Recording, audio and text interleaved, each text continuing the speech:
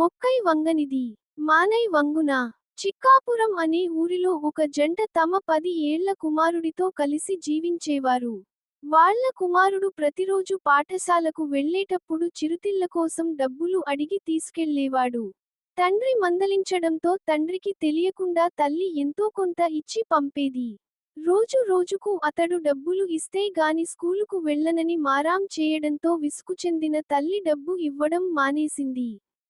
తర్వాత ఒకరోజు తండ్రి చొక్కా నుంచి డబ్బులు తీస్తుండగా తండ్రి గట్టిగా మందలించాడు. అప్పుడు తల్లి వెనకేసుకుని వచ్చింది. ఒకరోజు ఊర్లో దుకాణంలో దొంగతనం చేశాడని దుకాణ యజమాని చెప్పడంతో తల్లి మా వాడు అలా చెయ్యడని అతడితో గొడవపడింది.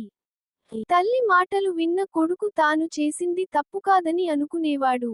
పెరిగి పెద్దవాడైన అతడు జల్సాలకు అలవాటుపడి చిన్న చిన్న దొంగతనాలు చేసేవాడు.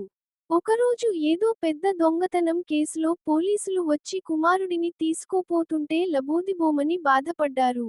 మొదటిసారి దొంగతనం చేసినప్పుడే గట్టిగా మందలించి ఉంటే సరిపోయేది కదూ అని బాధపడ్డారు. నీతి: పిల్లలు తప్పు చేస్తున్నప్పుడు ఆదిలోనే మందలించి మంచి మార్గంలో పెంచాలి. అమ్మ మాట: రామాపురం అనే ఊరిలో గోపన్నకు మేకల మంద ఉంది. ప్రతిరోజు ఆ మేకలను మేత కోసం అడవికి తీసుకువెళ్ళేవాడు. ఆ మందలో ఒక మేకకు పిల్ల పుట్టింది. పుట్టిన పిల్ల అప్పుడప్పుడు మంద నుంచి బయటకు వెళ్ళిపోయేది. ఆ విషయానికి గమనించిన తల్లి గట్టిగా హెచ్చరించింది. అడవిలో క్రూర మృగాలు ఉంటాయి. మంద నుంచి బయటకు వెళ్ళొద్దని గట్టిగా హెచ్చరించింది.